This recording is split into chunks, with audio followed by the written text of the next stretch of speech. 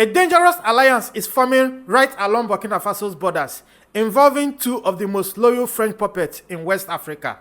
Two presidents with deep ties to Western military powers just met in Abidjan, and what they discussed could determine whether Africa's boldest sovereignty movement lives or dies.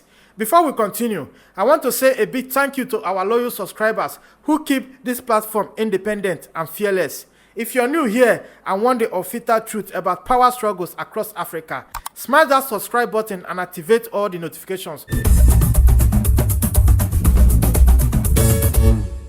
A man who spent 15 years serving France as a Foreign Legion corporal, deployed across Africa to protect French interests, now sits as Guinea's president, meeting with Ouattara, who was literally installed by French military force. They smile for the cameras, speak of African brotherhood, and sign agreements on regional cooperation. But here's what they don't want you to know. Both of these men represent everything wrong with African leadership today. And their June 2025 meeting in Abidjan wasn't about friendship. It was about coordinating a strategy to contain the most important sovereignty movement Africa has seen since independence. Why Captain Ibrahim Traoré has survived 18 assassination attempts for daring to expel French troops and reclaim his country's resources. These two leaders are plotting how to isolate him and his ally in Mali and Niger. The alliance of Sahel states represent the future of African independence. Yet, standing right at his borders are two men whose entire political survival depends on serving foreign masters. What happened inside the presidential palace in Ivory Coast may very well determine whether Africa's sovereignty movement spreads across the continent or gets strangled in its cradle by the very people who should be its champions. On June 17, 2025, Guinea's President Doumbouya received the red carpet treatment in Abidjan from Ivory Coast President Ouattara.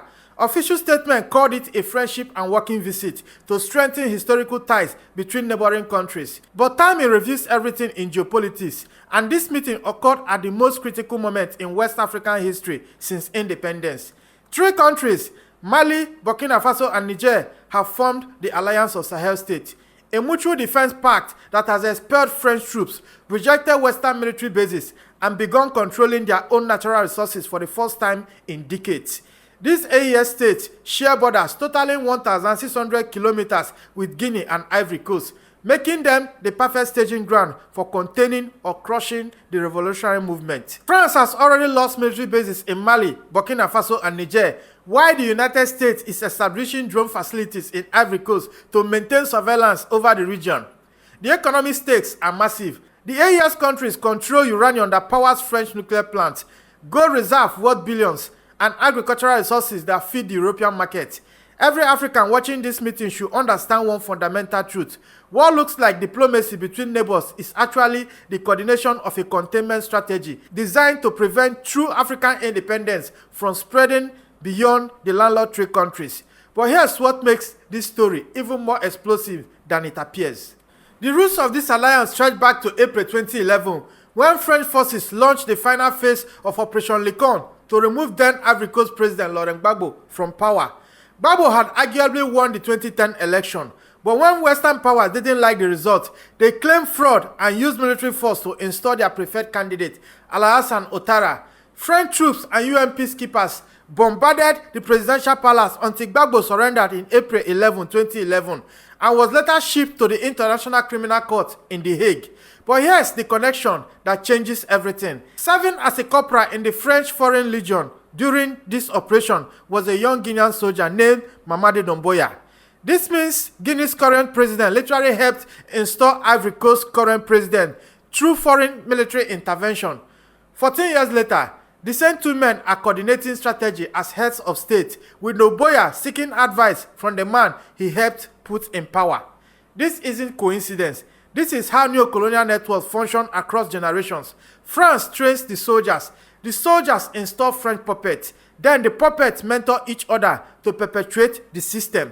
Doumbouya earned a master's degree in defense and industrial dynamics at Paris Panthéon-Assas University and served deployment in Afghanistan, Central African Republic, and Djibouti, building relationships with Western intelligence services that spanned decades. When he launched his 2021 coup against Alpha Condé, the international community stayed remarkably quiet. No emergency AU meetings, no massive sanctions, no calls for military intervention to restore democracy. Compare that to the global hysteria when the AES state chose sovereignty over submission, and you understand exactly whose interests these men serve. The selective archway reveals the true nature of Western democracy promotion in Africa. When Doumbouya overthrew Guinea's elected government in September 2021, Western leaders expressed concern but took no serious action to restore civilian rule. The African Union suspended Guinea's membership, but that was purely a symbolic theater. No economic sanctions, no military intervention was threatened, no international isolation was enforced. But when Ibrahim Traoré and his allies in Mali and Niger chose to expel foreign troops and reclaim control of their resources, the world went into overdrive.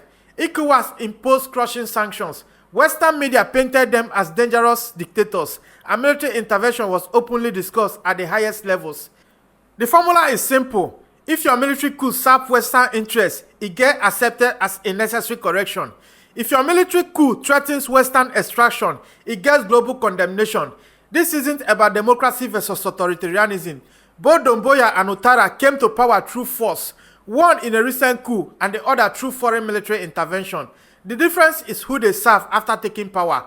Puppet leaders serve foreign interests, while sovereign leaders serve African interests. The June meeting in Abidjan represents the coordination of puppet forces against the sovereignty movement, with both men following a well-established Western playbook for legitimizing preferred military leaders through constitutional referendums and managed elections. Doumbouya has scheduled his constitutional referendum for September 21, 2025, followed by elections in December. The same process used to transfer coups into acceptable government that foreign powers can openly support. The geopolitical implications of this alliance are already reshaping West African power dynamics in ways that threaten the AES state survival. Guinea controls access to Mali from the west along a 1,062-kilometer border, while Ivory Coast controls access to both Mali and Burkina Faso from the south. Together, they can create economic choke points that make it extremely difficult for the AES state to develop alternative trade relationships. The economic warfare has already begun. The AES imposed a 0.5% import levy on goods from ECOWAS countries in April 2025, while their neighbors maintain the CFA franc system that gives France direct control over monetary policy and foreign reserves. But the military dimension is even more concerning.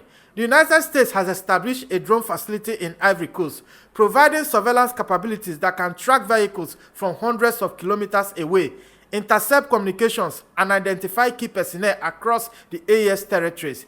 This same drone can conduct targeted operations and deliver precision strikes, meaning the surveillance base could quickly become a launch platform for military intervention. Social media analysis reveals the generational divide this alliance has created.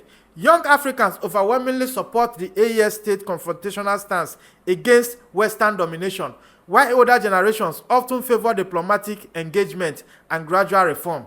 TikTok and Twitter have become battlegrounds where competing narratives about sovereignty versus pragmatism clash daily, with Gen Z creators producing viral content that makes complex geopolitical issues accessible to millions of viewers. The digital mobilization around Ibrahim Traoré has created a pan-African movement that transcends national borders, with young people from Nigeria to Ghana organizing demonstrations of support and using hashtags like Stand with Traoré to coordinate resistance to neo-colonial interference. This represents a fundamental shift in how African political movements organize and spread, making it much harder for puppet leaders to control narratives or contain sovereignty movements within specific countries. What we are witnessing in West Africa is the endgame of a struggle that began with independence but was never completed. The colonial powers never really left Africa. They just changed their methods from direct route to economic control and puppet government. Instead of colonial administrators, they used trained local assets like Doumbouya and Ouattara. Instead of colonial armies, they used proxy forces and drone technology. The AES state broke this system by choosing genuine independence, kicking out foreign troops that were supposed to provide security but actually guaranteed Western control, renegotiating resources deals to ensure local benefit rather than foreign extraction, and building relationships based on mutual benefit rather than exploitation. This success has inspired other African countries to consider similar paths, which is exactly why the puppet alliance between Guinea and Ivory Coast represent the colonial powers' response. They are using their remaining assets to contain the sovereignty movement before it spread beyond the three landlocked countries. But here's the irony that exposes Western weakness. The fact that they need to coordinate puppet state against three countries with a combined population of 72 million shows how powerful the sovereignty model has become. France has been forced to close all permanent military bases in Senegal and has already withdrawn from Mali, Burkina Faso, and Niger at the request of this government. The CFA-France system is under unprecedented pressure as more African leaders question why France should control their monetary policy 60 years after independence. Even puppet leaders like Doumbouya are forced to adopt anti-Western rhetoric to maintain legitimacy. With his very speech at the 2023 UN General Assembly criticizing Western-style democracy as incompatible with African realities, the sovereignty movement has shifted the entire continental discourse, making it politically impossible for African leaders to openly embrace neo-colonial arrangements the way previous generations did. This is why Doumbouya and Ouattara alliance operate through diplomatic theater rather than open coordination. Even puppets must pay lip service to African independence in the current political climate. The choice facing Africa is clear, but the stakes couldn't be higher. We can accept the puppet network system where neighboring countries serve foreign interests against each other, or we can support the sovereignty model where African countries work together for African benefit. There is no neutral position in this struggle. The battle lines are drawn between those who serve foreign extraction and those who serve African development. Every African watching this needs to understand that the Doumbouya-Ouattara meeting wasn't diplomacy. It was enemy coordination.